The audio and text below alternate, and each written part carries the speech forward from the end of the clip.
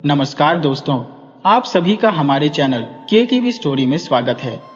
मैं रोज एक शिक्षाप्रद कहानी लेकर आता हूँ। चलिए कहानी शुरू करते हैं। पुराने वक्त की बात है। एक शहर था जहाँ चारों तरफ घने जंगल फैले हुए थे। शहर के दक्षिण में जो जंगल थे वो खास तौर पर बड़े खूबसूरत थे। लोग अक्सर घूमने फिरने वहां जाते रहते थे। उसी जंगल के बीचों बीच एक पुराना टूटा फूटा महल था, जिसे देखकर लगता था कि कभी यहाँ कोई राजा रहता होगा। पर अब तो वो बस खंडहर बन चुका था और इतना डरावना था कि उसे देखते ही रूह कांप जाती थी। कोई भी उसके पास जाने की हिम्मत नहीं करता था। खंडहर से लगभग 400 कदम दूर दो चोरों ने अपनी एक झोपड़ी बना रखी थी। उनके नाम थे गंगू और मोती। वो भी महल से काफी दूर रहते थे ताकि किसी की नजर उन पर न पड़े। रात होते ही वो शहर में जाते, चोरी करते और सुबह होते ही वापस अपनी झोपड़ी में लौट आते। ये चोर अकेले नहीं थे, बल्कि पास के गांव में उनका भरा पूरा परिवार था। बाल बच्चेदार थे वो। गांव वाले उन्हें बहुत भला आदमी समझते थे। सोचते थे कि वे शहर में नौकरी करते हैं और हफ्ते में एक दो बार घर आकर हालचाल ले जाते हैं। उनकी नई नवेली पत्नियां भी घर पर रहती थी, तो जाहिर है हर हफ्ते घर आना होता था। वैसे तो बड़े बुजुर्ग महीने दो महीने में एक दो बार घर आते हैं, कोई कोई तो साल में एक बार आता है। पर इन दोनों को अपनी पत्नियों की याद हर हफ्ते घर खींच लाती थी। उनकी पत्नियों को पता था कि उनके पति कोई संत महात्मा नहीं, बल्कि चोर है। शुरू में तो यह जानकर उन्हें बहुत दुख हुआ कि उनके पति चोर है, पर बाद में सोने चांदी के गहनों और मोहरों की चमक ने पतियों के गुनाहों पर पर्दा डाल दिया। वे अपने पतियों को बहुत अच्छे लगने लगे। उन्हें भी इंतजार रहता कि उनके पति कोई बड़ा माल लेकर आते हैं। दोनों चोर आपस में भाई नहीं थे, पर बचपन के जिगरी दोस्त थे। एक दूसरे के बिना कभी रह ही नहीं पाते थे। उनकी पत्नियां भी आपस में बहनें थीं। इस नाते उनमें शादी के बाद भी गहरी दोस्ती बनी रही। पहले वे छोटी मोटी चोरियां करते थे तो शहर के राजा को इसकी खबर नहीं होती थी, पर जब वे सेठ साहूकारों के घरों में चोरियां करने लगे तो शिकायतें राजा के दरबार में भी पहुंचने लगी। राजा सुखदेव एक मेहनती राजा थे और प्रजा व नगर वासियों का बहुत ख्याल रखते थे। जब उन्हें खबर हुई कि हमारे शहर में चोर रहते हैं और चोरियां करते हैं, ये तो बहुत बुरी बात है। उन्होंने अपने सेनापति को आदेश दिया कि उन चोरों को पकड़कर हमारे दरबार में पेश किया जाए। चोर अपना भेष बदलकर दिन के उजाले में शहर में भी घूमा करते थे। कोई भी चोर कितना भी बड़ा शातिर क्यों न हो, बिना किसी अंदरूनी जानकारी के या खुद रेकी किए बिना किसी के घर में घुसने की हिम्मत ही नहीं कर सकता। तो दोनों पहले ही रेकी कर लेते थे कि आज रात किस घर को निशाना बनाना है। वे शहर में घूम रहे थे कि दोनों ने सुना दो लोग आपस में बात कर रहे थे कि राजा सुखदेव ने आज अपने सेनापति को आदेश दे दिया है कि दो चोरों को कहीं से भी पकड़कर दरबार में पेश करें। सेनापति राजा के आदेश को मानने के लिए अब अपनी पूरी सेना लगा देगा। राजा की विशाल सेना अब चोरों को पाताल से भी ढूंढ निकालेगी।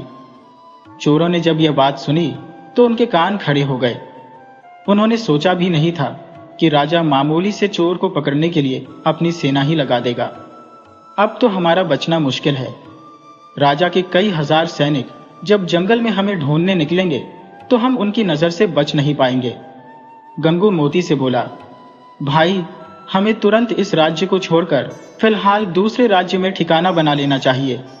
मोती बोला, यार, हम इतनी जल्दी अपनी पत्नियों को लेकर दूसरे राज्य कैसे जा सकते हैं? गंगू बोला, अभी फांसी हमारे गले में लगने वाली है, हमारी पत्नियों की नहीं। उनकी चिंता छोड़ अपनी चिंता करो। जब मंत्री और राजा दोनों की दाढ़ी में एक साथ आग लगती है तो सब पहले अपनी दाढ़ी की आग बुझाते हैं। वहां मंत्री राजा को पहले अहमियत नहीं देता। जब जान पर बन आए तो पहले अपनी जान बचानी चाहिए। जब जान रहेगी तभी तो हम किसी की मदद कर पाएंगे। मेरे को लगता है हमारे लिए छिपने का सबसे उपयुक्त जगह जंगल में वह खंडहर ही है जिसमें कभी कोई नहीं जाता। वहां न तो राजा की सेना जाएगी न खुद सेनापति, और हम कुछ दिन उसमें शरण लेकर अपनी जान बचा सकते हैं। मोती को भी लगा कि यही हमारे लिए ठीक है। सचमुच उस खंडहर में कोई नहीं जाएगा। दोनों जल्दी से शहर छोड़ जंगल में चले गए। अनजाने में ही आज उनके कदम खंडहर की तरफ बढ़ते चले गए। उन्हें ऐसा महसूस हो रहा था कि कोई पीछे से धक्का देकर खंडहर की तरफ लिए जा रहा है। दोनों जब खंडहर में घुसे तो देखा उसमें चमगादड़ का बसेरा था। वे और आगे बढ़े तो उन्हें अंदर एक रोशनी दिखाई पड़ी। वे रोशनी की तरफ बढ़ चले। अंदर जाने पर तो खंडहर में एक बहुत सुंदर राज दरबार था, जो अब भी बहुत अच्छी तरह से सजाया गया था। सोने का सिंहासन पड़ा था। सामने सोने की एक सुंदर मूर्ति खड़ी थी। गंगू बोला, भाई मोती, गोद में बच्चा और शहर में ढिंडोरा। हम जहां रहते आए हैं वहीं पर सोने का खजाना पड़ा हुआ है, और हम शहर में कंजूस सेठों के थोड़े बहुत सोने के पीछे पड़े थे। यहाँ तो सोने का भंडार भरा पड़ा है। अरे, जब हमारे सामने इतना दिख रहा है तो इसके खजाने में तो इतना धन होगा कि हम कभी उतने का सपने में कल्पना भी नहीं किए होंगे। मोती पीछे पलट कर देखा तो पुराना दरवाजा धड़ाम से बंद हो गया। वह गंगू से बोला, भाई, दरवाजा अपने आप बंद हो गया। हम शायद किसी बड़े खतरे में फंस गए हैं। गंगू ने पलट कर देखा तो पीछे से दरवाजा ही गायब था। मोती बोला, भाई, अब हम बाहर कैसे जाएंगे? हम तो इस भवन में कैद हो चुके हैं। अब ये सोने का सिंहासन, ये सोने की मूर्ति हमारे किस काम की? हम तो खुद ही कैद हो चुके हैं। यहाँ खाने पीने का भी कोई प्रबंध नहीं दिखता। हम तो कुछ ही दिन में इसमें भूख प्यास से मर जाएंगे। गंगू बोला, भाई, हिम्मत नहीं हारते। यह कोई तो है जो हमें कैद कर लिया है। वो हमसे क्या चाहता है? माना कि हमने यहाँ आकर गलती कर दी है, परंतु कोई तो उपाय जरूर होगा यहाँ से निकलने का।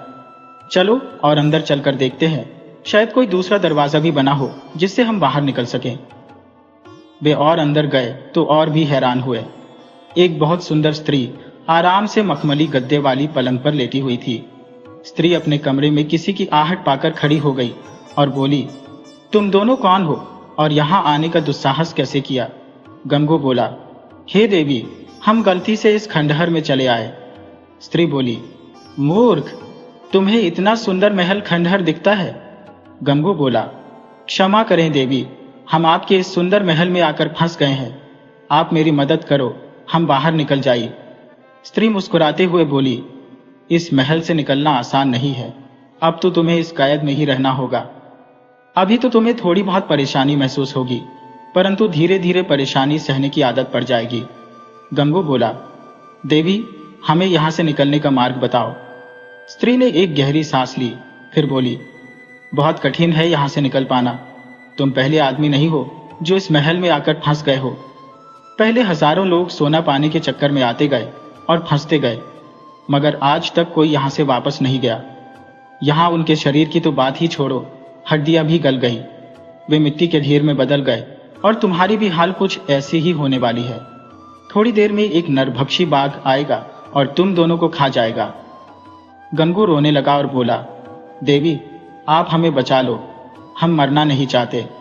स्त्री बोली, तुम यदि सचमुच मरना नहीं चाहते तो तुम्हें हमारा एक काम करना होगा। तुम्हें राजा सुखदेव के महल में जाना होगा और एक चोरी करना पड़ेगा। गंगू बोला, महल में चोरी? स्त्री बोली, हाँ, महल में ही चोरी। तुम दोनों चोर हो तो तुम्हारे लिए चोरी आसान काम है। गंगू बोला, देवी, महल में चोरी हम कैसे कर सकते हैं?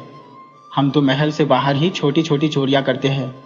स्त्री बोली, चोरी तुम दोनों का धंधा है और धंधे में सिर्फ माल पर नजर रहती है। धंधे वाली स्त्री सिर्फ पैसे से मतलब रखती है। वह बूढ़ा, जवान या बच्चा नहीं देखती, अमीर गरीब नहीं देखती। उसका निशाना सिर्फ पैसा होता है। चोर का भी निशाना सिर्फ दौलत होता है। तुम्हें यदि इस महल से बाहर निकलना है तो मेरी बात ध्यान से सुनो, वरना मैं तुम्हें यहाँ से निकलने का कोई उपाय नहीं बताने वाली। तुम उपाय बताने का कोई मोल नहीं दे रहे, अतः जो कहती हूँ ध्यान से सुनो। मुझे कभी ना सुनने की आदत नहीं रही है। तुम राजा के महल में जाओगे और रानी का मुकुट चुरा कर ले आओगे। रानी मुकुट पहनने की बहुत शौकीन है। रात में सोते वक्त भी अपना मुकुट पहने रहती है। उसका मुकुट सिर्फ स्नान के वक्त ही उससे अलग होता है, अर्थात उतारती है और स्नान करती है। तुम्हें वह मुकुट हर हाल में लेकर आना होगा। गंगू कुछ कहना चाहता था परंतु कह नहीं पाया, क्योंकि स्त्री ने टिप्पणी करने पर पाबंदी लगा दी थी। चाहकर भी कुछ बोल नहीं पाया। स्त्री बोली, अब तुम जा सकते हो। तुम्हारे निकलने के लिए कुछ पल के लिए दरवाजा खुल जाएगा, पर जाने से पहले मेरे कमरे से लगे दूसरे कमरे में भी देखते जाओ। दोनों ने जब उस कमरे में देखा तो हैरान रह गए। उस कमरे में दोनों की पत्नियां बंद थी। वे दोनों को देखते ही जोर जोर से रोने लगी और कहने लगी, कि आप दोनों रानी का मुकुट लाकर उस स्त्री को दे दो और हमें बचा लो। अपनी पत्नियों को कैद देखकर दोनों बहुत विचलित हो गए और ठान लिए कि चाहे कुछ भी हो, हम रानी का मुकुट अवश्य चुरा लाएंगे और अपनी पत्नियों को बचा लेंगे। दोनों चोर राजा की पहरेदारी की अनदेखी करते हुए राजमहल की तरफ चल पड़े। दरवाजे पर जब द्वारपाल ने रोका और पूछा कि तुम दोनों कौन हो और महल में क्यों जा रहे हो? गंगू सोचा, अब तो फंस ही गए हैं, झूठ बोलने पर भी बच नहीं सकते, तो सच बोल दिया कि हम चोर हैं और राजा से मिलने जा रहे हैं। द्वारपाल समझा शायद दोनों राजा के खास आदमी हो और मेरे रोकने टोकने से नाराज हो गए हैं, इसीलिए उल्टा जवाब दे रहे हैं। तो वह दोनों से बोला, अरे भाई, नाराज काहे होते हो? कह देते कि हम राजा के आदमी हैं तो हम आप दोनों को थोड़ी रोकता। जाइए, अंदर जाइए, अब फिर कभी आप दोनों को आने जाने से नहीं रोकूंगा। दोनों राजमहल के अंदर घुस गए। गंगू सोचने लगा कि भाई, सच बोलने के गजब फायदे हैं। यदि हम कहते कि भाई छोड़ दो, हम चोर नहीं हैं, तो हमें राजा के सामने ले जाकर बहुत पिटाई करते, और जब सच बोल रहे हैं तो कोई विश्वास ही नहीं करता। बड़ी उल्टा जमाना है। दोनों ने विचार किया कि हम महल में नहीं जाएंगे, हमें उस जगह का पता लगाना है जहां रानी स्नान करती है। दोनों को जल्दी ही रानी के तालाब का पता चल गया। वह रानी के भवन के पीछे ही एक सुंदर बाग में बना था। रानी रोज सुबह अंधेरे में ही स्नान करने जाती थी। उस जगह पर पुरुष का प्रवेश मना था, तो वहां कोई पुरुष जाता ही नहीं था। दोनों उस बाग में जाकर छिप गए और रात भर उसी में छिपे रहे। भोर के वक्त रानी स्नान करने गई। वह मुकुट उतार स्नान करने तालाब में चली गई। मौके का फायदा उठा गंगू दबे पांव वहां से मुकुट उठा लिया। अंधेरा होने के कारण रानी देख नहीं सकी। उस पर जगह ऐसी भी थी कि रानी के स्नान के वक्त अंधेरा कर दिया जाता था कि कोई रानी को स्नान करते देख न ले। गंगू और मोती दोनों वहां से मुकुट ले जल्दी से निकल लिए। दरवाजे पर पहरेदार ने उन दोनों को नहीं रोका। वे आराम से रानी का मुकुट ले जंगल की तरफ बढ़ चले।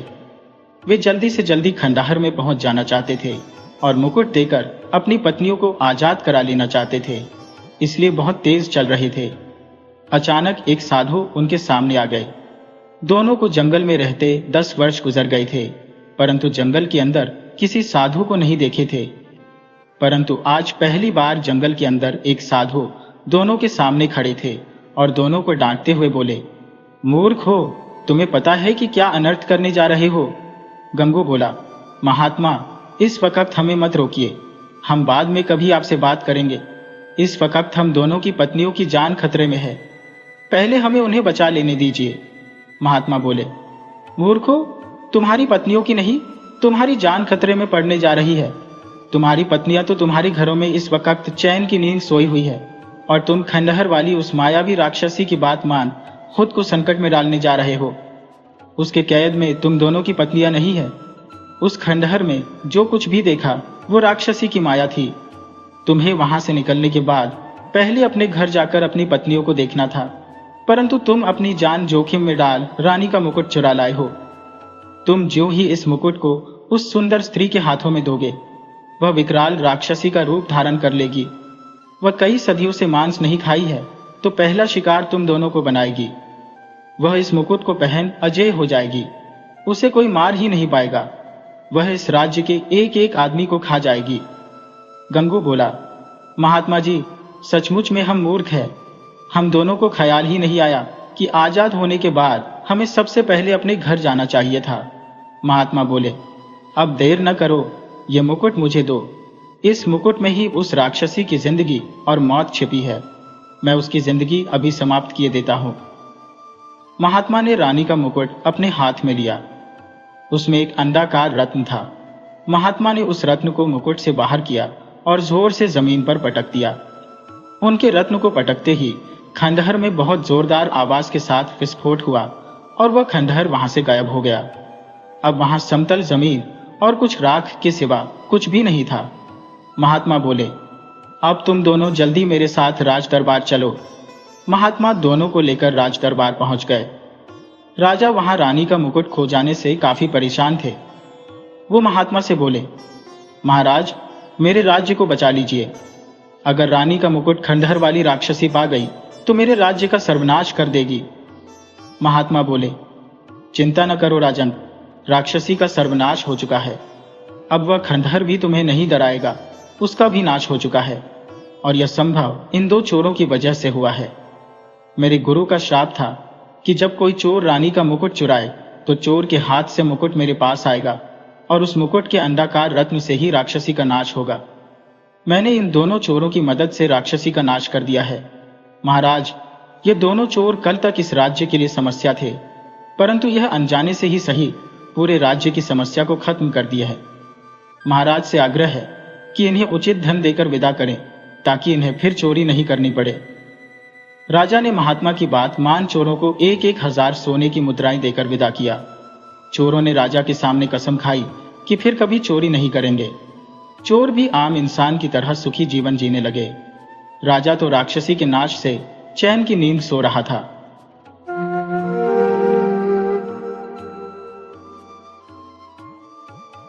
संगीत एक भानु नाम का लकड़हारा अपनी पत्नी के साथ उदयपुर गांव में रहता था। वह रोज जंगल में लकड़ी काटने जाता और लकड़ी लेकर उसे बाजार में बेचता, मगर उसके सामने समस्या थी कि बाजार से उसका घर काफी दूर था। लकड़ी काटने फिर बेचने में उसे 3 दिन लग जाते, तो 1 दिन का काम 3 दिन में करने से उसे बहुत कम आमदनी होती। उसका परिवार चलाना बहुत मुश्किल हो जाता, कभी भी उसका पेट नहीं भर पाता। एक दिन गांव के जमींदार ने उससे कहा कि तुम रोज झूठे बाजार जाते हो, तुम लकड़ी मेरे को ही दे दिया करो, बदले में मैं तुम्हें 2 सेर अनाज दे दिया करूंगा। भानु को लगा कि जमींदार साहब ठीक कह रहे हैं। वह तुरंत जमींदार को लकड़ी देने के लिए तैयार हो गया। वह अब रोज जमींदार को लकड़ी लाकर देने लगा। जमींदार भी उसे अनाज दे दिया करता। भानु खुश था कि जहां मैं 3 दिन में 1 सेर अनाज खरीद पाता था, अब 3 दिन में 6 सेर अनाज मिल जाते हैं। वह अपनी पत्नी से बहुत प्यार करता था। उसकी शिकायत कभी किसी से नहीं किया था। दरअसल वह बहुत ज्यादा खाने वाली थी। उसकी खुराक एक समय में 1 सेर थी। वह जब से भानु के घर आई थी उसका पेट कभी नहीं भरा था, मगर जिस दिन से भानु जमींदार को लकड़ी बेचने लगा था उस दिन से भानु भी खुश था और उसकी पत्नी भी। मगर उसकी खुशी ज्यादा दिन नहीं रही। जमींदार 1 नंबर का बेईमान और लालची आदमी था। वह भानु की लकड़ी को गिरी बताकर अनाज देने से मना कर देता, तो उस दिन भानु के घर चूल्हा नहीं जल पाता। यह सिलसिला कई दिन तक चला तो भानु की पत्नी बोली, आप लकड़ी तो सूखी ही लाते हो, उसी में से लकड़ी लेकर तो मैं घर में खाना बनाती आई हो, परंतु जमींदार बेईमान है, आप उसके पास लकड़ी मत बेचो। उसकी इसी आदत से तो कोई लकड़ी उसे देने को तैयार नहीं होता। उसके पास कोई काम नहीं करने जाता, आप फिर से शहर ले जाकर ही लकड़ी बेचो। वह दूसरे दिन जंगल लकड़ी काटने गया और काट कर घर लेकर आ गया। दूसरे दिन सुबह में ही लकड़ी लेकर बाजार के लिए चल दिया। संयोग से जमींदार की पत्नी रास्ते में मिल गई। वह बहुत दयावान थी। उसने देखा कि भानु लकड़ी आज जमींदार को न देकर बाजार की तरफ जा रहा है। जरूर जमींदार साहब ने इसके साथ कोई गड़बड़ी की है। वह भानु से बोली, भानु, तुम लकड़ी लेकर बाजार क्यों जा रही हो? क्या जमींदार साहब ने लकड़ी नहीं लिया? तो भानु ने बताया कि मालकिन साहब लकड़ी गीली बताकर रख लेते हैं और बदले में कुछ नहीं देते। हमें और पत्नी को कई दिनों से भूखे रह जाना पड़ रहा है। जमींदारनी बोली, जमींदार साहब की यही बुरी आदत मुझे जरा भी पसंद नहीं आती। लकड़ी गीली थी तो लौटा देते, सूखने पर फिर ले लेते, मगर तुम्हारी कोई लकड़ी गीली नहीं होती। ऐसा करो, तुम रोज लकड़ी मेरे पास लेकर आओ, अनाज मैं खुद तुम्हें दे दिया करूंगी। तुम्हें अब जमींदार से अनाज मांगने की जरूरत ही नहीं रहेगी, और तुम भी कभी जमींदार से बताना भी मत कि अनाज मालकिन देती है। कुछ लोगों की मुफ्त खोरी की आदत बन जाती है। मुफ्त में किसी का सामान ले लेना, मुफ्त में किसी से काम करा लेना, वे अपनी बहादुरी समझते हैं। तुम जमींदार से अनाज की उम्मीद मत रखना, मैं खुद दे दिया करूंगी तुम्हें। अनाज भी कम नहीं मिलेगा, तुम्हें 3 सेर अनाज दे दूंगी। चलो अब लकड़ी जमींदार साहब के हवेली के सामने रख दो, अनाज हवेली से ले लेना। भानु जमींदार को रोज लकड़ी देने लगा। जमींदार ने बिना बताए ही कुछ ज्यादा ही अनाज भानु को दे देती। भानु और उसकी पत्नी खुश रहने लगे।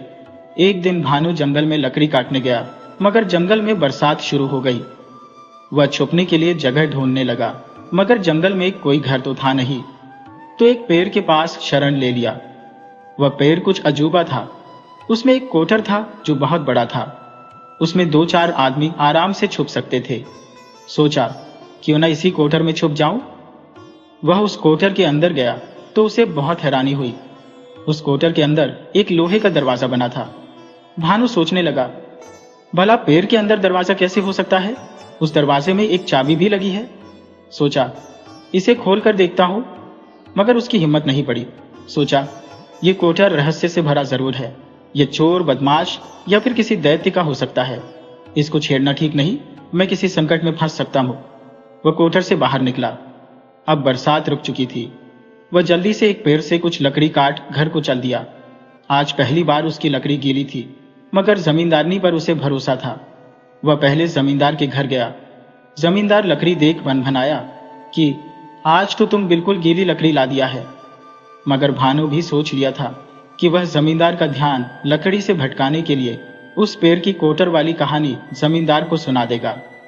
वह जमींदार से बताया कि जमींदार साहब, हमने जंगल में एक विचित्र पेड़ देखा। उसमें एक कोठर था। कोठर के अंदर एक दरवाजा बना हुआ था। उस दरवाजे के अंदर ही एक चाबी भी लगी हुई थी। हमें लग रहा था कि उस दरवाजे के अंदर कोई बड़ा खजाना हो सकता है, मगर मेरी तो हिम्मत ही नहीं हुई कि मैं उस दरवाजे को खोलूं। जमींदार बोला, तुमने अच्छा किया जो उस दरवाजे को नहीं खोला। दरअसल बहुत पहले हमारे पूर्वज चोरों के डर से बहुत सारा धन जंगल के अंदर छुपा दिए थे, मगर वह स्थान हमें पता नहीं था। अब तुम देख आए हो तो वह स्थान मेरा है। उस पेड़ का खजाना मेरा है। उस पेड़ के पास तुम दोबारा से मत जाना। मैं खुद जाकर अपने पूर्वजों का खजाना वापस ले आऊंगा, मगर मुझे ढूंढने में आसानी के लिए वह स्थान बता दो, उस पेड़ का हुलिया बता दो। भानु ने जमींदार को उस पेड़ के विषय में बता दिया और रास्ता भी बता दिया कि कहां पर है। जमींदार के पूर्वजों में कोई अमीर आदमी नहीं था। जमींदार के पिता धोखे से अपने एक करीबी के जमींदारी को हथिया लिए थे, तो उस पेड़ में खजाने की बात जमींदार ने लालचवश कह दिया था। जमींदार रात के वक्त अपने 4-5 विश्वसनीय आदमी को लेकर उस पेड़ के पास गया और उस कोटर में का दरवाजा खोल ज्यादा खजाने के लोभ में प्रवेश कर गया। मगर उसे घोर आश्चर्य हुआ। उस दरवाजे के भीतर एक बहुत बड़ा महल था। उसमें एक भयानक राक्षस विश्राम कर रहा था। राक्षस जमींदार को देखते ही लाल पीला हो गया। बोला, मनुष्य, तुम्हें हमारे घर में आने की हिम्मत कैसे हुई? तू जानता नहीं कि मैं एक राक्षस हूं? मैं तुम्हें अभी खाऊंगा। जमींदार की जान बहुत मुश्किल में फंस गई। उसे सूझ ही नहीं रहा था कि क्या करे। राक्षस तो अब हमें जरूर खाएगा। परंतु जमींदार मरते मरते भी अपने बुद्धि का इस्तेमाल किया। वह राक्षस से बोला, राक्षस महाराज, आप यदि मुझ अकेले को मारकर खा जाते हैं तो आपको कोई लाभ नहीं होने वाला, मगर मैं जीवित रहता हूं तो आपके लिए रोज 2 मनुष्य का प्रबंध कर दूंगा। दरअसल राक्षस भी उस महल में फंस कर रह गया था। वह जब पेड़ के अंदर घर बनाया था तब राक्षस बहुत छोटा और दुबला पतला था, मगर घर बनाकर उसमें बहुत से जानवर रख लिया और अंदर ही कई महीनों तक खाता रहा। राक्षस जीव जंतु खा खाकर बहुत मोटा हो गया था। अब उसे संकरे रास्ते से निकलना मुश्किल हो गया था, तो वह अपने ही घर में कैद होकर रह गया था। राक्षस अपने घर में बहुत सोने चांदी भी इकट्ठा कर रखा था, मगर उसके लिए सब बेकार था। जब जमींदार ने उसे 2 आदमी अपने बदले देने की बात किया तो वह जमींदार को छोड़ने पर राजी हो गया। वह जमींदार से बोला, तुम 2 आदमी यहां बुला देते हो तो तुम्हें मैं छोड़ दूंगा। जमींदार ने अपनी जान बचाने के लिए दरवाजे से बाहर खड़े अपने सहयोगियों में से 2 को अंदर बुलाया कि 2 आदमी आ जाओ, यहां बहुत सारा धन है। वो अकेले से उठ नहीं रहा। 2 आदमी जब कोटर के अंदर गए तो राक्षस ने उन्हें पकड़ लिया और खा गया। जमींदार बोला, राक्षस महाराज, अब तो शर्त के मुताबिक मुझे छोड़ दो। राक्षस बोला, कौन सी शर्त? तुमने मुझे पागल समझ रखा है जो किसी शर्त को मान लूं? मैं कोई शर्त वर्त नहीं मानता। तुम मुझे रोज 2 आदमी की व्यवस्था करो, वरना तुम्हें मार कर खा जाऊंगा। तुम तभी तक जिंदा रहोगे जब तक हमको भोजन मिलता रहेगा। जिस दिन मेरा भोजन बंद हुआ तुम खुद मेरा भोजन बन जाओगे। जमींदार लालच में आकर बुरी तरह फंस गया था। बाहर खड़े जमींदार के 2 आदमियों को कुछ शक हुआ। कि जमींदार किसी मुसीबत में फंस गया है और अपनी जान बचाने को हमारे 2 साथियों को मुसीबत में डाल दिया है। हो सकता है वह हमें भी मुसीबत में डाले, हम यहाँ से भाग चलें। वे आकर जमींदारनी को बताए कि जमींदार साहब एक पेड़ के कोटर में प्रवेश कर बहुत बुरा फंस गए हैं। उनकी जान को खतरा है और खतरे की वजह भी लकड़हारा भानु है। उसी ने जमींदार साहब को बताया था कि एक पेड़ में कोटर के अंदर लोहे का दरवाजा है और हमारा लालची जमींदार उसमें जाकर फंस गए हैं। जमींदारनी बिना देर किए भानु के पास गई और बोली कि तुम जानते हो जमींदार 1 नंबर का कमीना है, उससे बड़ा कमीना ढूंढे से नहीं मिलेगा। मगर मेरी मजबूरी है कि उसकी पत्नी हो, वह तुम्हारे बताई जगह पर जाकर फंस गया है। तुम्हें उससे कोई ऐसी बात नहीं बतानी चाहिए थी कि वह लालच कर बैठे, परंतु अब जब फंस गया है तो उसे वहां से निकालने का कोई प्रबंध करो। उसे उस कोटर वाले दरवाजे से बाहर सिर्फ तुम ही निकाल सकते हो। भानु बोला, मालकिन, आपके लिए मैं कुछ भी कर सकता हूँ, जाकर देखता हूँ मालिक को क्या हुआ है। भानु जल्दी से उस जगह पर गया और निडर होकर उस दरवाजे के अंदर चला गया। राक्षस दीवार से सिर टिकाकर बैठा हुआ था। भानु बिना कुछ कहे राक्षस के पास जाकर उस पर कुल्हाड़ी से हमला कर दिया। राक्षस जब तक संभलता उसकी गर्दन कट चुकी थी। जमींदार ने राहत की सांस ली। भानु से बोला, जल्दी से यहां से सोना चांदी ले, हम घर चलते हैं। आज मैं तुम्हें घर चलकर 3 सेर अनाज दूंगा। चलो, ये सब सामान मेरे घर पहुंचा दो। घर आने पर जमींदार पत्नी से बोला कि ये सब सोने चांदी घर में रख दो। आज भानु ने बहुत बहादुरी का काम किया है, मुझे बचा लिया है, इसे 3 सेर अनाज दे दो। जमींदारनी बहुत गुस्सा होते हुए बोली कि बस, आपकी जिंदगी की कीमत सिर्फ 3 सेर अनाज है? बेशर्म, देखिए, आप सा कोई नहीं। जो भी वहां से लाए हो वह आपका नहीं है, वह आपकी जिंदगी बचाने वाले का है। उसे आप जैसा लालच होता तो राक्षस के साथ आपको भी वही निपटा देता, मगर भानु ने वह किया है जो आपका सगा बेटा भी नहीं कर सकता था। मगर संयोग से भगवान ने हमें कोई औलाद दिया ही नहीं है, तो क्या भानु से भी बढ़कर कोई बेटा हो सकता है? आप मेरी मानो तो भानु को अपना बेटा मान लो। जमींदार की आंखें खुल चुकी थी, उसके सामने से लालच का पर्दा हट गया था। वह भानु को ही अपना बेटा मान लिया, उसकी पत्नी को बहू मान अपने घर में बुला लिया। इस संसार में सभी रिश्ते खून से नहीं चलते बल्कि विश्वास से चलते हैं। ये कहानियां हमें सिखाती हैं कि लालच इंसान को किस हद तक गिरा सकता है और सच्चा इंसानियत का रिश्ता किसी भी खून के रिश्ते से बढ़कर होता है। जीवन में ईमानदारी और निडरता हमें बड़ी से बड़ी मुश्किलों से निकाल सकती है। अगर आपको हमारी कहानी अच्छी लगी हो तो हमारे चैनल को सब्सक्राइब करें, लाइक करें और कमेंट बॉक्स में राधे राधे जरूर लिखें। आपसे पुनः मिलते हैं एक नई वीडियो के साथ। तब तक के लिए आपको और आपके पूरे परिवार को राधे राधे।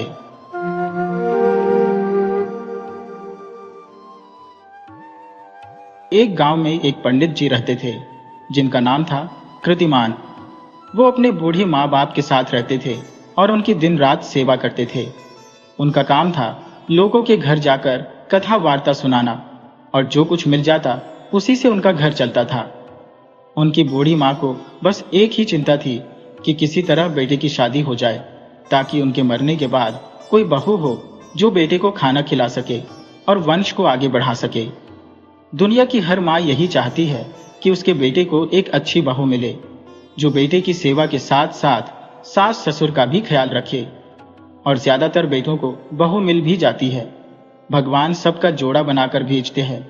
कोई बिरला ही ऐसा अभागा होता है जिसका जोड़ा बनाना वो भूल जाते हैं या जानबूझकर नहीं बनाते, या फिर जिसे संत महात्मा बनाना चाहते हैं उनका जोड़ा नहीं बनाते। अब क्यों नहीं बनाते ये तो भगवान ही जाने। हमने देखा है कि हमारे आसपास कोई ना कोई ऐसा आदमी मिल जाता है जिसकी शादी हो ही नहीं पाती और वो खूंवारा रह जाता है।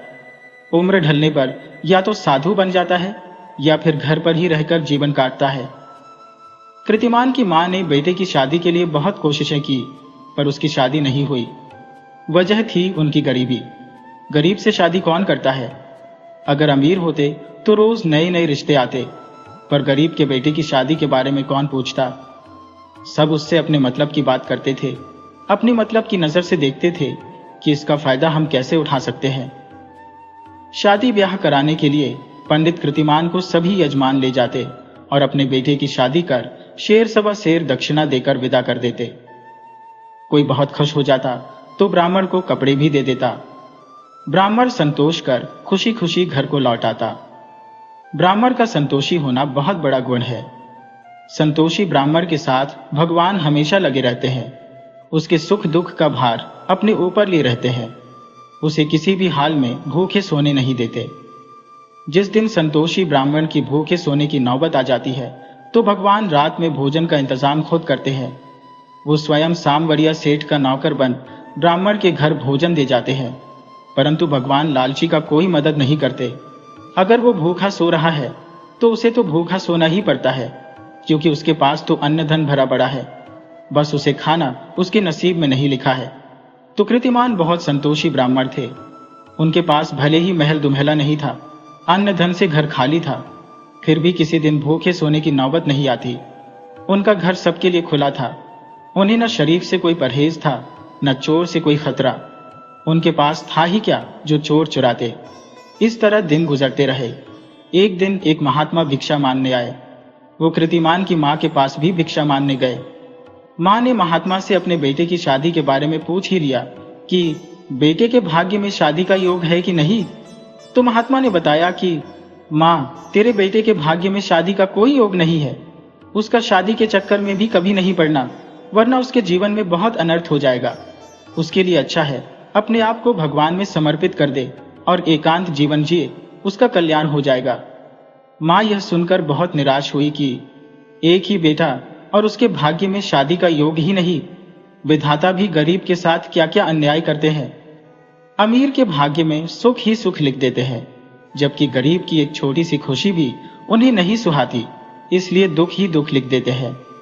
इस तरह समय गुजरा। एक दिन बुढ़िया बेटे की शादी की आस लिए दुनिया से चल बसी। उसके जाने के कुछ दिन बाद ही कृतिमान के पिता भी चल बसे। माता पिता के चले जाने पर कृतिमान अकेले ही रह गए। इस तरह अकेले रहते उनको वर्षों गुजर गए। अब उनकी उम्र 40 पार कर चुकी थी। उनके मन में अब शादी करने की कोई इच्छा नहीं थी। वो अपने अकेले जीवन से खुश थे। विद्वान मनुष्य के मन में विकार तभी उत्पन्न होता है जब उसके पास धन होता है, वरना निर्धन तो वैसे ही सन्यासी है। एक दिन कृतिमान के साथ अजीब घटना घटी। उस गांव में 2 चोर रहा करते थे। उनके मन में कृतिमान के लिए बुरा ख्याल आया। सोचने लगे कि ब्राह्मण बड़ा मस्त रहता है, जरूर उसने घर में बहुत धन संपदा छुपा कर रखी है। आज की रात उसके घर में ही हाथ साफ करेंगे। चोर आधी रात में ब्राह्मण के घर में घुसे। उसके घर में तो कुछ था ही नहीं। बड़ी मुश्किल से एक मुट्ठी चना मिला। उसे ही चुराकर घर से बाहर निकले कि तभी गांव के कुत्ते उनके पीछे लग गए। चोर अब अपने घर न जाकर जंगल की तरफ भाग गए। घर की तरफ जाते तो शायद उन्हें कोई देख लेता। कुत्तों ने इतना शोर मचाया था कि कुंभकर्ण भी सोया होता तो जग जाता। तो चोर जंगल की तरफ भाग गए। जंगल गांव से 1 मील की दूरी पर था। जब दोनों चोर जंगल में गए तो देखा एक मिट्टी का बड़ा सा घड़ा पड़ा हुआ है। उसका मुंह भी ढक्कन से बंद है। चोरों ने सोचा आज जंगल में आना सफल हुआ।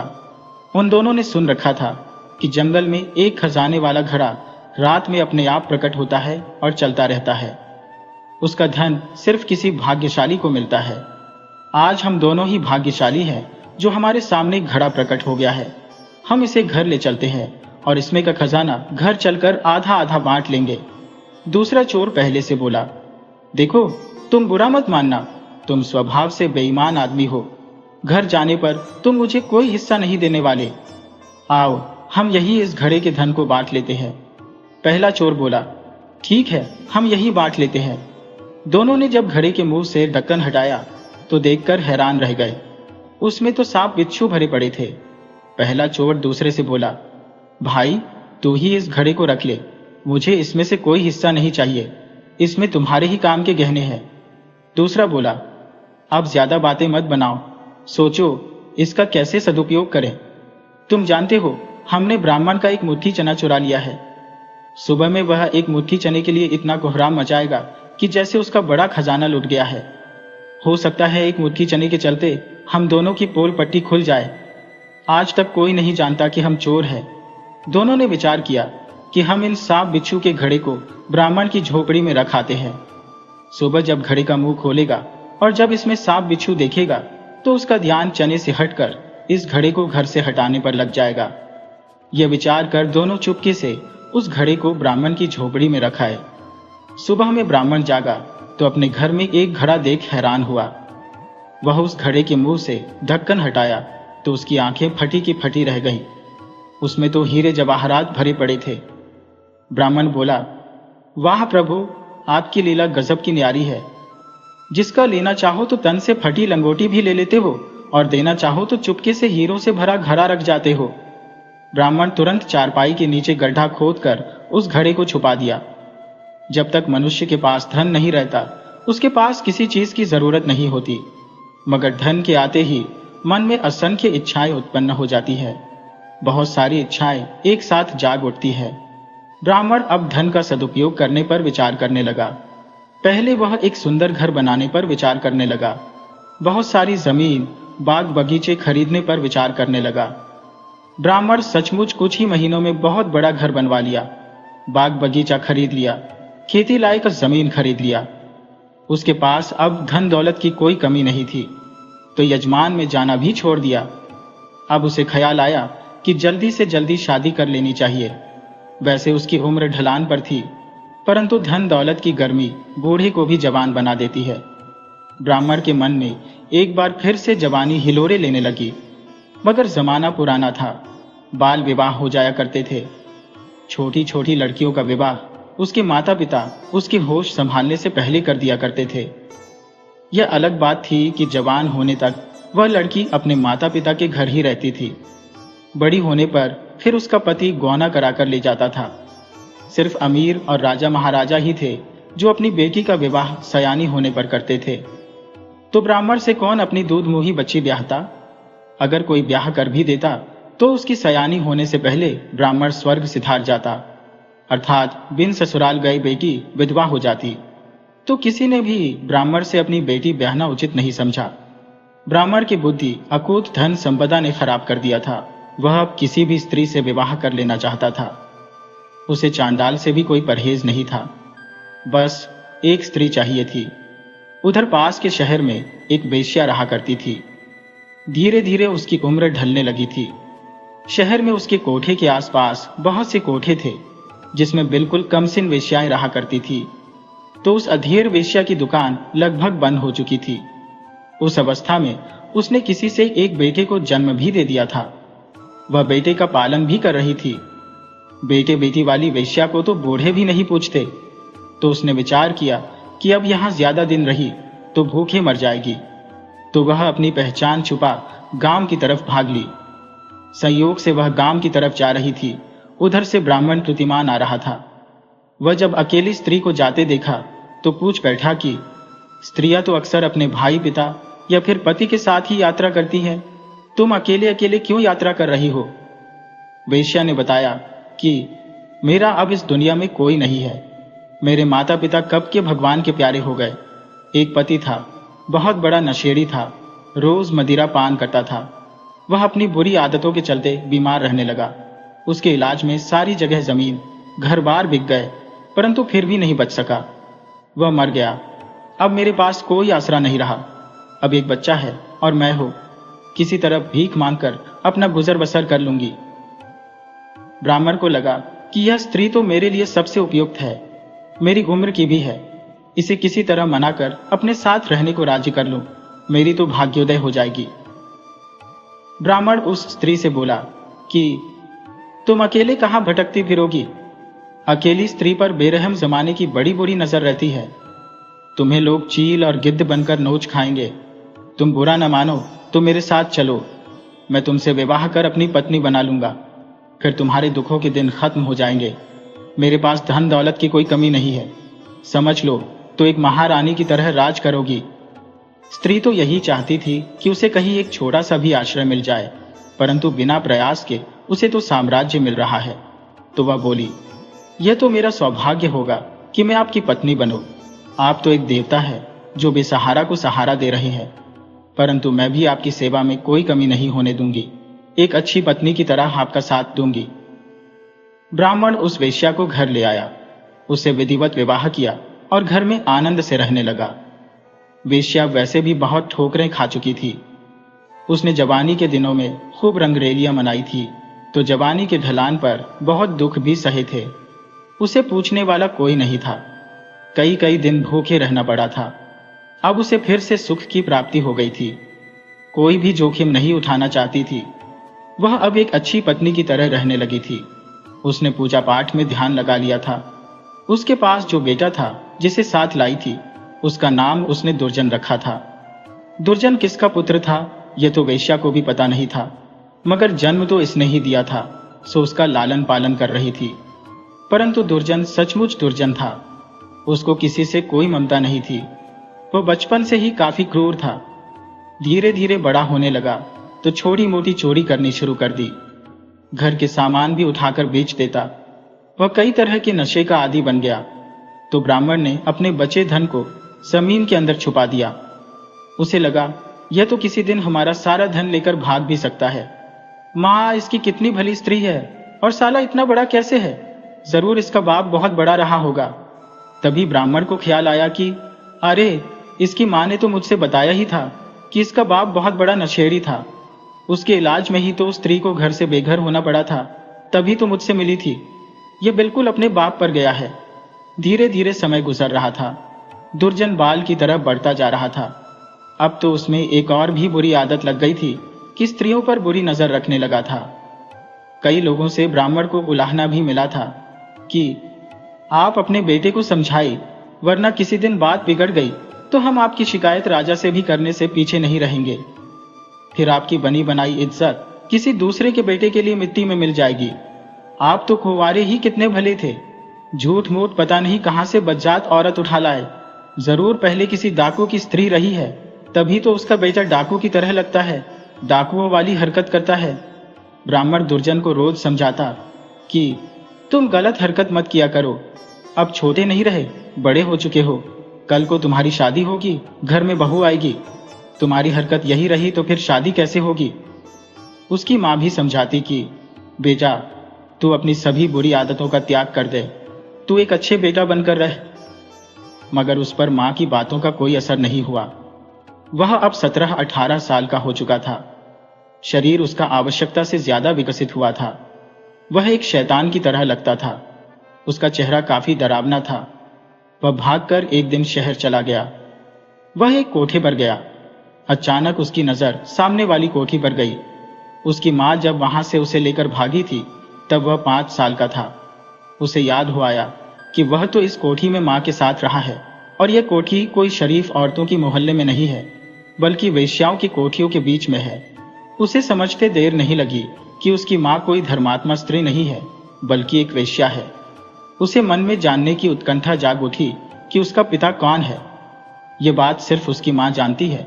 उसे अपने पिता का राज उगलवाने वहीं पर मन में ठान लिया। वह शहर से एक खंजर खरीदा और घर लौट आया। उसके इरादे उसकी माँ को कुछ अच्छे नहीं लग रहे थे। उसने अपनी जवानी में हजारों पुरुषों का सामना किया था। वह चेहरा पर पाने में जरा भी गलती नहीं करती थी। उसने समझ लिया कि आज इसकी नीयत कहीं से ठीक नहीं लग रही। अवश्य ही कोई बड़ा नुकसान करने वाला है। दुर्जन माँ की तरफ आगे बढ़ा, फिर हाथ में खंजर निकाल लिया और माँ के गर्दन पर रखते हुए बोला, तू बता कि तू कौन है और मेरा पिता कौन है? स्त्री वही पुरानी बात दोहरा दी कि तुम्हारा पिता एक नशेड़ी था, उसके चलते घर बार सब बिक गया, मुझे बेघर होना पड़ा। दुर्जन बोला, तुम झूठ बोल रही हो। तुम्हारी कोठी आज भी उन वेश्याओं के मोहल्ले में जो की त्यों है।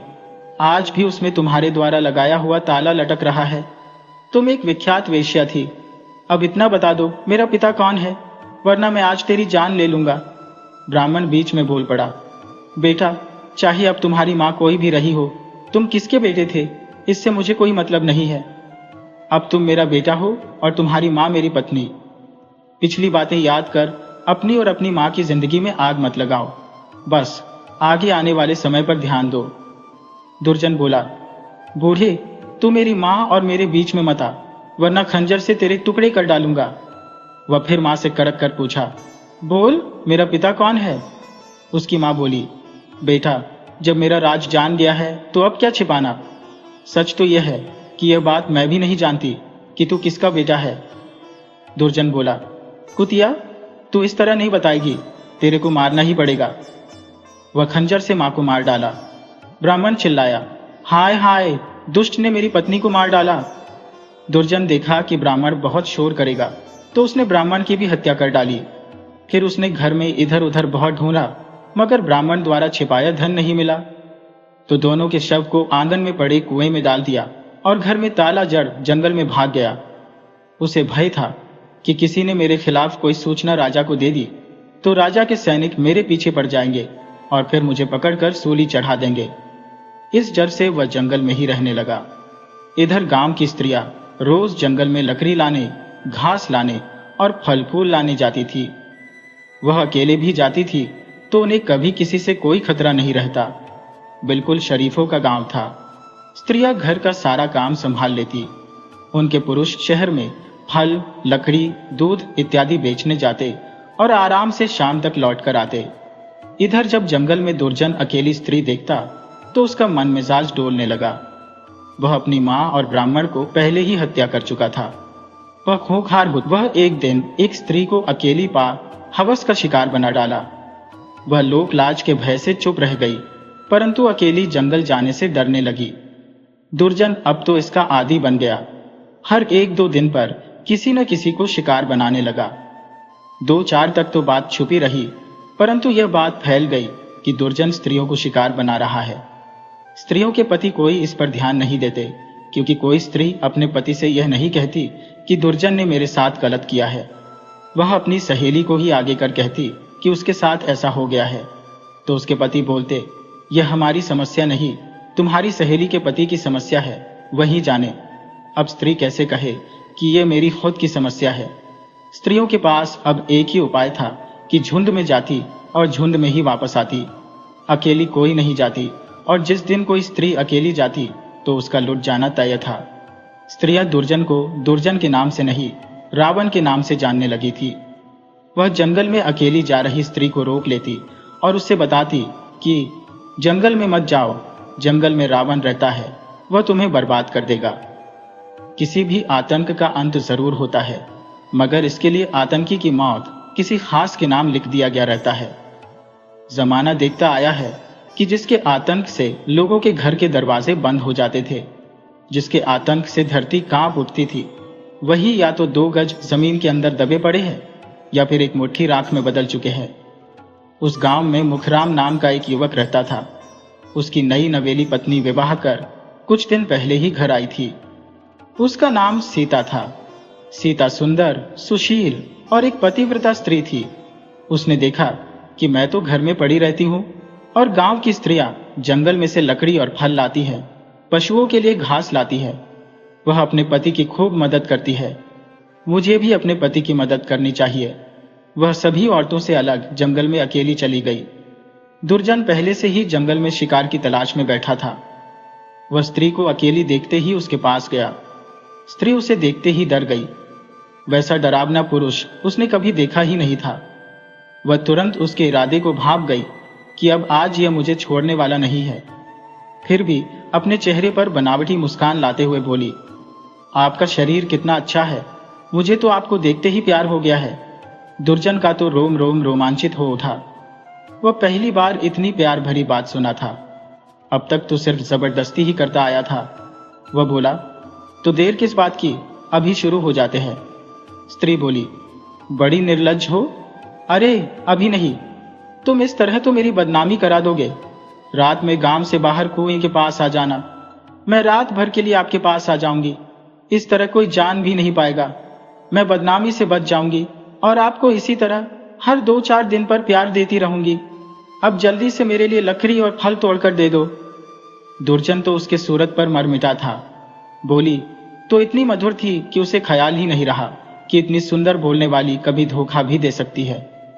वह तुरंत बहुत सारा फल और लकड़ी तोड़कर फिर बांधकर स्त्री के सिर पर उठा दिया।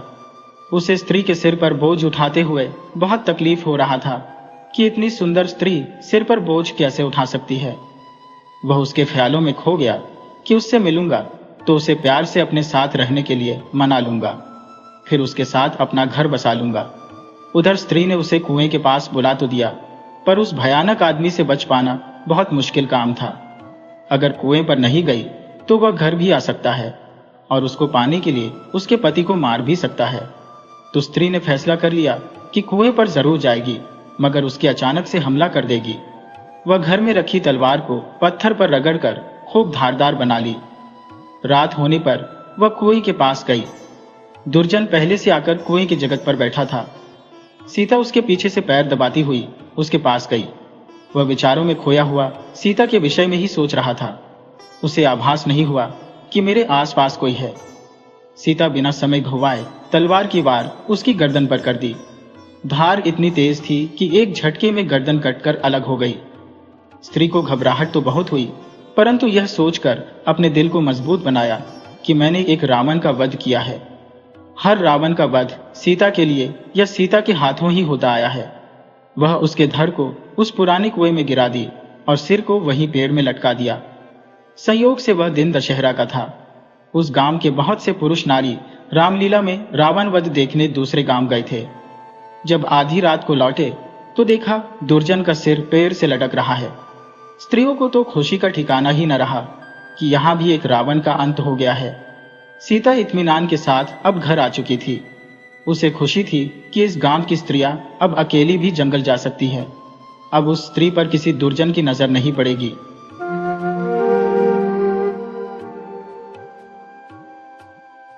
एक गांव था जिसका नाम था पिपर। यहां हर सुबह सूरज की पहली किरण के साथ ही गांव की गलियां लोगों से भर जाती थी। बैलों की घंटियों की आवाज, कुएं से पानी भरती औरतों की खिलखिलाहट और बच्चों की धूल में सने हुए शरारती खेल, ये सब जैसे गांव की रग रग में बसा हुआ जीवन था। इसी गांव में एक दिन अचानक एक आवाज गूंजी, चूड़ियां ले लो, कांच की रंग बिरंगी चूड़ियां, सजीली चमकीली चूड़ियां। ये आवाज इतनी अजीब और बेसुरी थी कि सुनने वाला पहले तो डर जाता, फिर अपनी हंसी नहीं रोक पाता। गांव के लोग अपने दरवाजे खोलकर बाहर झांके। उन्होंने देखा कि एक दुबला पतला आदमी अपने सिर पर एक बड़ी सी टोकरी रखे गांव की गलियों में घूम रहा था। उसके कपड़े तो वैसे भी गांव वालों के लिए चर्चा का विषय बन गए थे। न ऊपर का कपड़ा मेल खाता था न नीचे का। लाल रंग की फटी बनियान, हरे रंग की लुंगी और कंधे पर एक पीली गमछी डालकर वो ऐसे घूम रहा था जैसे कोई राजा अपनी प्रजा को दर्शन दे रहा हो। उसके चेहरे पर एक अजीब सा भोलापन था, लेकिन वो बेहद मूर्ख भी लग रहा था। आंखों में उत्सुकता और होठों पर ऐसी मुस्कान जैसे उसे ही दुनिया की सारी समझ हो। लेकिन गांव वालों को बस एक नजर में समझ आ गया कि यह आदमी अलख निरंजन है, यानी सीधा सादा भी और पूरा बेवकूफ भी। उसकी टोकरी में कांच की चूड़ियां थी, लाल, हरी, पीली, नीली, सुनहरी, हर रंग की। लेकिन उनकी सजावट इतनी बेढब थी कि उन्हें देखकर कोई भी हंसे बिना नहीं रह पाता। कुछ चूड़ियां इतनी मोटी थी कि कलाई में फंस जाई तो निकालना मुश्किल हो, और कुछ इतनी पतली कि पहनते ही टूट जाए। और सबसे मजेदार बात यह थी कि वो चूड़ी वाला अपनी हर चूड़ी के साथ एक कहानी जोड़कर बेचता था। अरे ओ गौरी, ये चूड़ी देख, इसे पहनते ही तेरा सौभाग्य ऐसा चमकेगा कि राजा भी तुझसे शादी करने दौड़ा चला आएगा। और ये हरी वाली देख, इसे पहनते ही तेरी सास तेरी गुलाम बन जाएगी। गांव की महिलाएं पहले तो उसकी बातें सुनकर चौंकी, फिर हंसते हंसते लौटपोट हो गई। ये चूड़ी वाला ना तो ठीक से बोल पाता था, न ठीक से समझा पाता था कि असल में उसकी चूड़ियों में क्या खास बात है। कभी वो कहता, इस चूड़ी को पहनकर गाय भी दुगना दूध देगी। कभी कहता, ये चूड़ी पहनते ही तुम्हारे हाथ से रोटी घोल बनेगी। उसकी बेसिर पैर की बातें गांव में तेजी से फैलने लगी। बच्चे उसके पीछे पीछे घूमने लगे और छतों से झांक झांक कर उसकी हरकतें देखने लगे, और गांव के बूढ़े उसकी मूर्खता पर अपना माथा पीटने लगे। लेकिन सबसे बड़ी बात यह थी कि चूड़ी वाला अपनी इस मूर्खता को समझने के बजाय इसे अपनी काबिलियत समझता था। उसे पूरा भरोसा था कि उसकी चूड़ियां पूरे गांव में टहलका मचा देंगी। गांव की चौपाल पर बैठे कुछ बुजुर्गों ने उसकी टोकरी की हालत देखकर कहा, अरे लल्ला, पहले ये बता, ये चूड़ियां तो कहां से लाया है? चूड़ी वाला इतराकर बोला, सीधा बनारस से लाया हो। वहां की सबसे मशहूर चूड़ी वाली गली से। वहां की चूड़ियों में जादू होता है, एक बार पहन लो तो किस्मत चमक जाए। गांव के मुखिया ने मुस्कुराते हुए कहा, अच्छा तो जरा दिखा वो जादू वाली चूड़ी। चूड़ी वाला तुरंत अपनी टोकरी में हाथ डालकर एक चूड़ी निकाली जो आधी टूटी हुई थी और बोला, ये देखो, ये चूड़ी पहनते ही तुम इतने बुद्धिमान हो जाओगे कि राजा भी तुम्हें अपना मंत्री बना लेगा। इतनी मूर्खता भरी बात सुनते ही पूरा गांव हंसी से लोटपोट हो गया। किसी ने उसकी मूर्खता का फायदा उठाकर मुफ्त में चूड़ियां हथियाने की सोची, तो किसी ने उसे उलटे सीधे कामों में फंसाने की ठान ली। कुछ बच्चों ने तो उसे गांव की सबसे डरावनी कोठरी में भूत दिखाने का प्लान भी बना लिया। लेकिन चूड़ी वाला अपनी ही धुन में मस्त था। उसे लगा कि उसकी चूड़ी की धूम मच गई है और अब गांव का हर आदमी औरत उसकी चूड़ियों का दीवाना बनने वाला है। वह हर दरवाजे पर जाकर अपनी बेसुरी आवाज में चिल्लाता, हरी ओ बहुरिया, चूड़ी ले लो, ऐसी चूड़ी कहीं नहीं मिलेगी, पहनते ही पति तुम्हारे पांवों में गिर जाएगा। औरतें हंसते हंसते दोहरी हो जाती, कुछ चूड़ियां खरीद भी लेती, लेकिन सिर्फ हंसी मजाक के लिए। असल में उसकी मूर्खता ही उसकी असली बिक्री का कारण बन रही थी। उसकी हरकतें, उसकी बातें, उसकी भोली लेकिन बेवकूफी भरी मुस्कान, सब मिलकर उसे गांव का मजाक बना रहे थे। लेकिन उसे इस बात का एहसास तक नहीं था। धीरे धीरे उसकी मूर्खता के किस्से आसपास के गांवों तक फैलने लगे। लोग जानबूझकर पेपर सिर्फ उस मूर्ख चूड़ी वाले को देखने आते, कुछ उसकी बातों में मजा लेते, कुछ उसे बेवकूफ बनाकर चूड़ियां मुफ्त में ले जाते। लेकिन चूड़ी वाला हर बार ये समझता कि उसकी दुकानदारी दिन दूनी रात चौगुनी बढ़ रही है।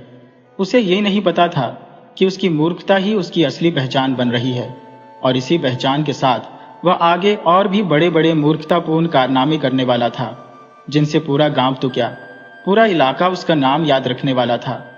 चूड़ी वाला अब पेपर का एक जाना पहचाना नाम बन चुका था। गांव के बच्चे हों या बूढ़े, औरतें हों या जवान लड़के, हर किसी के चेहरे पर उसकी बातों का और हरकतों का जिक्र आते ही मुस्कान दौड़ जाती थी। मगर इस बात से बेखबर चूड़ी वाला खुद को गांव का सबसे मशहूर व्यापारी समझने लगा था। उसका मानना था कि उसकी चूड़ियों में ऐसी अनोखी बात है जो किसी के पास नहीं। वह रोज सुबह नई नई घोषणाएं लेकर गांव की गलियों में उतरता। कभी कहता, आज जो चूड़ी खरीदेगा उसे मुफ्त में तोने टोटके से बचने वाली कलाई धागा मिलेगा। तो कभी चिल्लाता, हर खरीदार को मिलेगा सौभाग्य का रहस्य सिर्फ मेरी चूड़ियों के साथ। गांव की औरतें उसके नए नए दावे सुनकर पेट पकड़कर हंसती। एक दिन तो उसने हद ही कर दी जब उसने ऐलान किया, आज जो भी मेरी चूड़ियां खरीदेगा उसके घर लक्ष्मी जी खुद पधारेंगी। इस घोषणा के बाद तो गांव की सारी महिलाएं उसके पास आ गईं, मगर खरीदने नहीं बल्कि उसकी बातों का मजा लेने। एक महिला ने हंसते हुए पूछा, क्यों रे चूड़ी वाले, लक्ष्मी जी तेरी चूड़ियों में बैठकर आएंगी क्या? चूड़ी वाला अपनी पूरी मासूमियत और मूर्खता के साथ बोला, हाँ बिल्कुल, इन चूड़ियों में खास मंत्र भरे हैं, बस पहनते ही देवी प्रसन्न होकर आपके घर कदम रखेंगी। गांव की शरारती लड़कियों ने आपस में एक तरकीब सोची। उन्होंने तय किया कि इस मूर्ख चूड़ी वाले की परीक्षा ली जाए। उन्होंने उसे बुलाकर कहा, अगर तेरी चूड़ियों में इतना ही दम है तो पहले हमें वह चूड़ी दिखा जिसे पहनते ही हमारी झाड़ू खुद ब खुद चलने लगे। चूड़ी वाला कुछ देर सोचने के बाद टोकरी में हाथ डाला और एक नीली हरी चूड़ी निकालकर बोला, ये लो, ये है वही चूड़ी, इसे पहनते ही तुम्हारे हाथ में ऐसा चमत्कार आ जाएगा कि बिना हाथ लगाए घर चमक उठेगा। लड़कियों ने चूड़ी ले तो ली, मगर मन ही मन ठान लिया कि अब इस मूर्ख का खेल बनाना है। अगले दिन जब चूड़ी वाला गांव में दोबारा आया तो वे सभी मिलकर उसके पीछे पीछे चलने लगी। एक लड़की चिल्लाई, अरे चूड़ी वाले, तेरी चूड़ी तो नकली निकली, हमारे घर की झाड़ू तो क्या, हमारी बकरी भी हमारी सुनती नहीं। चूड़ी वाला पहले तो घबरा गया, मगर फिर अपनी अक्ल लगाकर बोला, अरे बहन जी, आपसे गलती हो गई, वो चूड़ी तो मैंने गलती से दे दी, असली चमत्कारी चूड़ी तो ये है। कहकर उसने अपनी टोकरी से एक और चूड़ी निकाली जो आधी टूट चुकी थी और उसमें कांच के टुकड़े इधर उधर लटक रहे थे। गांव वालों का हंसी से बुरा हाल था, मगर चूड़ी वाले का आत्मविश्वास किसी राजा से कम नहीं था। उसकी मूर्खता अब धीरे धीरे गांव के बच्चों की सबसे बड़ी खुशी बन गई थी। बच्चे उसका पीछा करते, उसकी आवाज की नकल उतारते और उसके साथ तरह तरह के खेल खेलते। मगर चूड़ी वाला इस सब को अपनी लोकप्रियता समझता। उसे लगता कि पूरा गांव उसका दीवाना है और उसकी चूड़ियों का जादू सचमुच असर कर रहा है। एक दिन गांव की पंचायत ने उसे चौपाल पर बुलाया। सरपंच ने कहा, अरे चूड़ी वाले, सुना है तेरी चूड़ियों में बड़े बड़े चमत्कार हैं। जरा हमें भी तो दिखा कोई ऐसा चमत्कार जिससे ये सूखा कुआं भर जाए या ये टूटी खटिया सोने की बन जाए। चूड़ी वाला थोड़ा घबराया, मगर फिर अपनी मूर्खता की पूरी ताकत समेट बोला, सरपंच जी, मेरे पास ऐसी चूड़ी है जिसे पहनते ही आपकी इच्छा पूरी हो जाएगी। मगर इसकी एक शर्त है, ये चूड़ी सिर्फ तब काम करेगी जब इसे पहनने वाले का मन बिल्कुल साफ और पवित्र हो। सरपंच मुस्कुराए और बोले, अच्छा, तो इसका मतलब ये हुआ कि अगर चमत्कार नहीं हुआ तो गलती हमारी।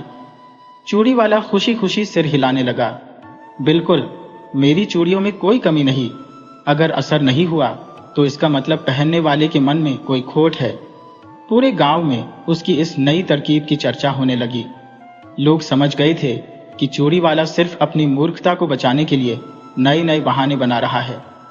गांव के कुछ शरारती लड़कों ने उसे सबक सिखाने की सोची। उन्होंने एक नकली भूत की कहानी बनाई और चूड़ी वाले से कहा, अगर तेरी चूड़ियां इतनी ही चमत्कारी है तो हमें वो चूड़ी दे जिसे पहनते ही भूत प्रेत दूर भाग जाए। चूड़ी वाला फौरन तैयार हो गया और टोकरी से एक चूड़ी निकालकर बोला, यह है भूत भगाने वाली चूड़ी।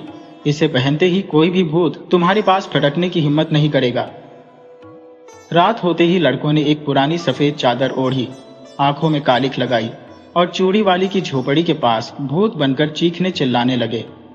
चूड़ी वाला पहले तो डरकर कांपने लगा, मगर फिर अपनी ही चूड़ी का भरोसा दिल में बैठा लिया। उसने भूतों के सामने चूड़ी लहराई और चिल्लाया, भागो रे भूतों, देखो ये चमत्कारी चूड़ी है। मगर भूत बने लड़कों ने और जोर जोर से चीखना शुरू कर दिया।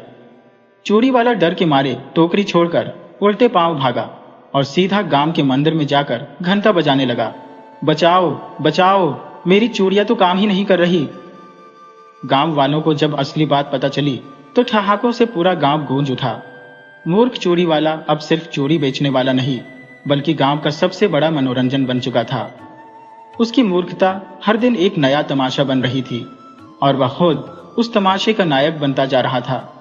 गांव में मूर्ख चूड़ी वाले की मूर्खता अब किसी रहस्य की बात नहीं थी, बल्कि हर किसी की दिनचर्या का हिस्सा बन चुकी थी। बच्चे, बूढ़े, महिलाएं सब उसे देखकर मुस्कुराते, उसकी अजीबोगरीब हरकतों और दावों पर हंसते। मगर वह अपनी धुन में मस्त खुद को सबसे बड़ा व्यापारी और तंत्र मंत्र जानने वाला समझता। गांव के किसी कोने में कोई बीमार पड़ता तो चूड़ी वाला खुद पहुंच जाता।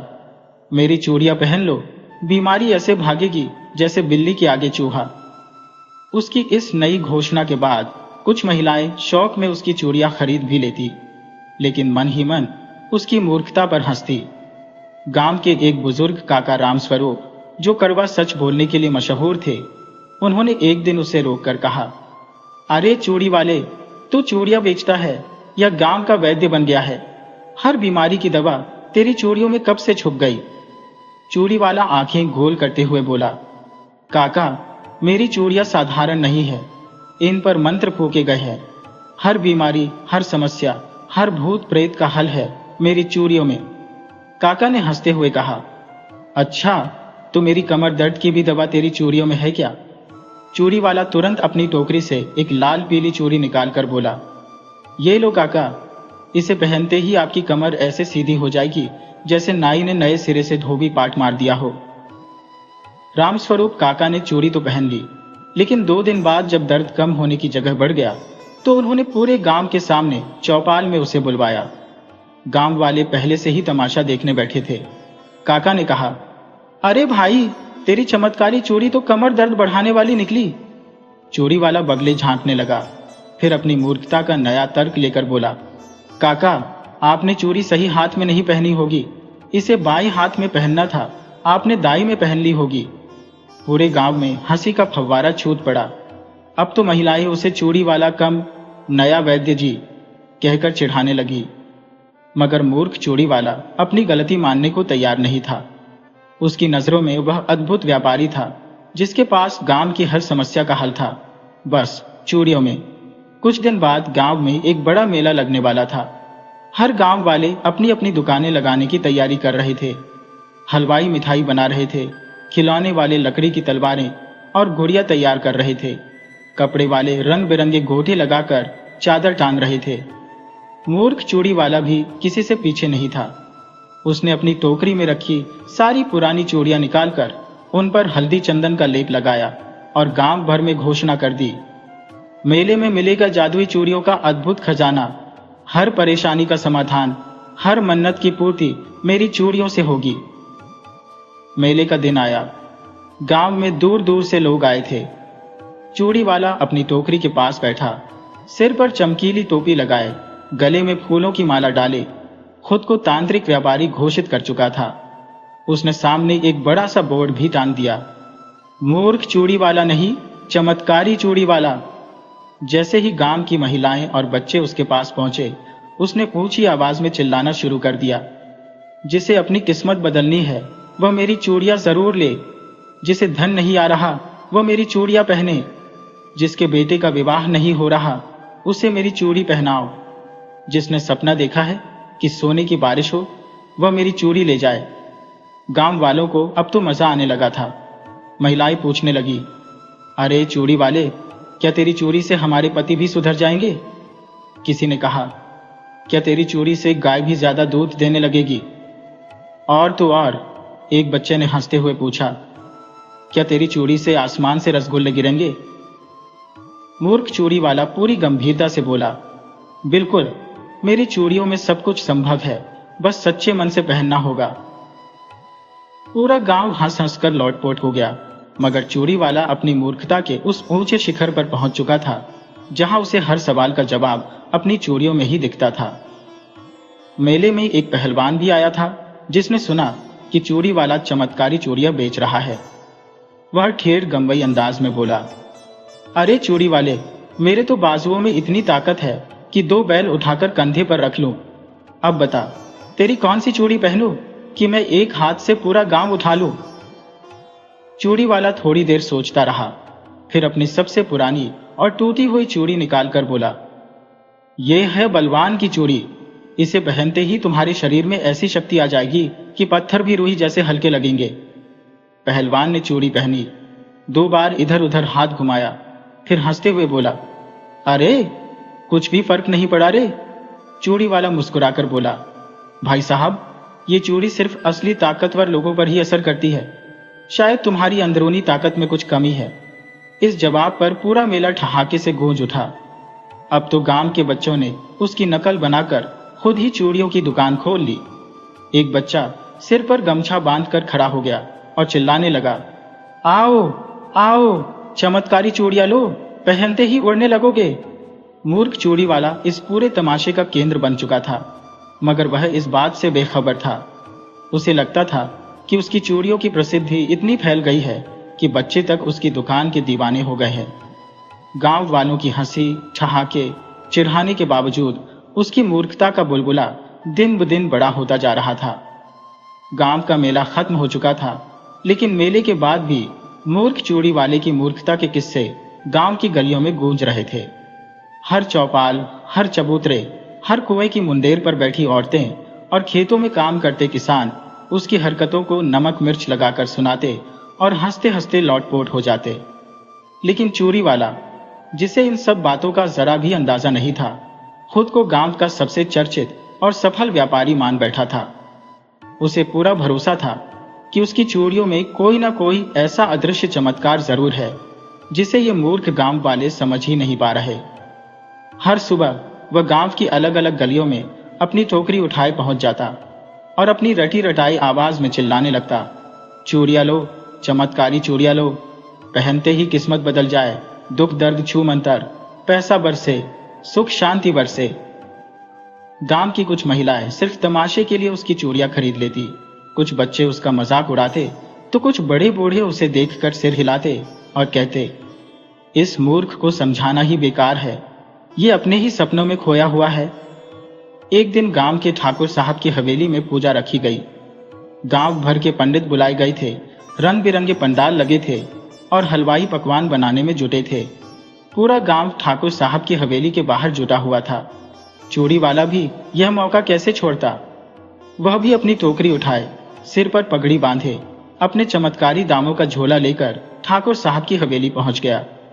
जैसे ही उसने हवेली के दरवाजे पर कदम रखा, ठाकुर साहब के दरबान ने उसे रोक लिया। क्यों बे चूड़ी वाले, यहाँ क्यों आया है? ये कोई मेला नहीं, ठाकुर साहब की पूजा है।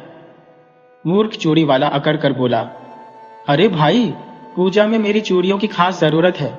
बिना मेरी चूड़ियों के कोई भी पूजा सफल नहीं होती। ये चूड़ियां नहीं, देवी देवताओं का आशीर्वाद है। ठाकुर साहब को मेरा संदेश दो। चूड़ी वाला आया है उनकी सुख समृद्धि बढ़ाने। दरबान ने पहले तो उसे झिड़क कर भगाना चाहा, लेकिन फिर सोचा कि अंदर ले जाकर तमाशा देखने में मजा आएगा। उसने चूड़ी वाले को अंदर बुला लिया। गांव की महिलाएं, पंडित और मेहमान सब चूड़ी वाले को देखते ही मुस्कुरा दिए। सबको पता था कि अब कोई ना कोई मूर्खता जरूर होने वाली है। चूड़ी वाला ठाकुर साहब के सामने जाकर खड़ा हो गया और सिर झुकाकर बोला, ठाकुर साहब, आपकी हवेली में सुख समृद्धि की बारिश तभी होगी जब आपकी बहू बेटियां मेरी चमत्कारी चूड़ियां पहनेंगी। ये साधारण चूड़ियां नहीं है, इन पर विशेष मंत्र फूके गए हैं। इनसे आपकी तिजोरी में सोने चांदी की बरसात होगी। ठाकुर साहब ठहरे सुलझे हुए आदमी। उन्हें पहले से ही चूड़ी वाले की मूर्खता के किस्से सुनने को मिलते रहते थे। उन्होंने मुस्कुराते हुए कहा, अच्छा, तो ये चूड़ियां ही हमारी किस्मत बदलेंगी। ठीक है, दिखाओ अपनी चमत्कारी चूड़ियां। चूड़ी वाला अपनी टोकरी खोलकर बैठ गया और एक एक चूड़ी को ऐसे दिखाने लगा जैसे कोई बहुमूल्य हीरा हो। ये देखिए, ये लाल चूड़ी, इसे पहनते ही घर में लक्ष्मी का वास होगा। ये हरी चूड़ी, इसे पहनते ही खेतों में सोना उगने लगेगा। ये नीली चूड़ी, इसे पहनते ही सारे रोग भाग जाएंगे। और ये सुनहरी चूड़ी, इसे पहनते ही आपकी बहू रानी के चेहरे पर ऐसा नूर आ जाएगा कि चांद भी शर्मा जाए। गांव की औरतें हंस हंस कर दोहरी हो गईं। बच्चे ताली पीटने लगे और ठाकुर साहब भी अपनी हंसी रोक नहीं पाए। लेकिन चूड़ी वाला अपने ही रंग में था। उसे लगा कि सब उसकी चूड़ियों से प्रभावित हो रहे हैं। तभी ठाकुर साहब ने कहा, अगर तेरी चूड़ियों में इतना ही चमत्कार है तो क्यों ना इसे आजमा कर देखा जाए। हमारे हलवाई रामलाल की गाय बीमार है, क्या तेरी चूड़ियों से वह ठीक हो सकती है? चूड़ी वाला तुरंत बोला, बिल्कुल हो सकती है। मेरी पीली चूड़ी को गाय के सींग पर बांध दीजिए, उसकी बीमारी ऐसे भागेगी जैसे आग से हाथ जलता है। रामलाल की गाय को आंगन में लाया गया। चूड़ी वाला पूरी गंभीरता से गाय के सींग पर पीली चूड़ी बांधने लगा। गांव वाले सांस रोककर यह अद्भुत नजारा देख रहे थे। चूड़ी बांधते ही चूड़ी वाला जोर जोर से मंत्र पढ़ने लगा, चूड़ी देवी की जय, गौ माता की जय, बीमारी भाग रे, बीमारी भाग रे। गांव वाले अब तक हंसी रोकने की कोशिश कर रहे थे, लेकिन आखिरकार ठहाके फूट पड़े। बच्चे उछल उछल कर तालियां पीटने लगे। ठाकुर साहब भी पेट पकड़कर हंसने लगे, लेकिन चूड़ी वाला अपनी ही धुन में था। उसने आंखें बंद करके आसमान की तरफ हाथ उठाए और जोर जोर से चिल्लाने लगा, जय हो मेरी चमत्कारी चूड़ियों की, अब ये कभी बीमार नहीं होगी। अगले ही पल वह बीमार गाय लड़खड़ाकर वहीं बैठ गई और जोर जोर से रंभाने लगी। पूरा गांव ठाके से गूंज उठा। किसी ने कहा, अरे चूड़ी वाले, तेरी चूड़ी ने तो बेचारे जानवर को और बीमार कर दिया। चूड़ी वाला हक्का बक्का खड़ा था, मगर हार मानने के बजाय फिर नया बहाना तैयार था। दरअसल इस चूड़ी को पहनाने के बाद एक खास मंत्र बोलना था। वो मंत्र भूल गया, इसलिए असर नहीं हुआ। मगर घबराइए मत, एक बार और कोशिश करते हैं। ठाकुर साहब ने हाथ उठाकर कहा, बस बस चूड़ी वाले, बहुत हुआ। अब हमारे जानवरों को मत आजमा। तू अपनी चूड़ियां बेच, लेकिन किसी को बेवकूफ मत बना।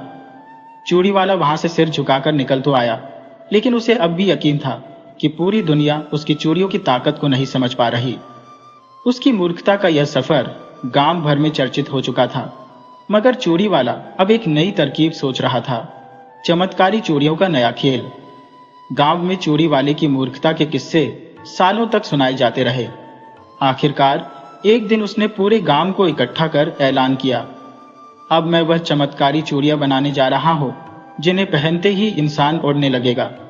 गांव वालों ने ठहाका लगाया और बोले, पहले अपनी अकल तो चलानी सीख ले, फिर चूड़ियों से उड़ान भरवाना। चूड़ी वाला मुस्कुराते हुए बोला, जिस दिन मैं उड़ जाऊंगा उस दिन तुम सब मानोगे कि मैं मूर्ख नहीं, सबसे बड़ा चमत्कारी हूं। फिर एक दिन छत पर चूड़ियां बांधकर हाथ फैलाकर कूद पड़ा और अगले ही पल गोबर के ढेर में आ गिरा। गांव की हंसी से आसमान गूंज उठा और चूड़ी वाले की मूर्खता आसमान से गोबर तक अमर हो गई।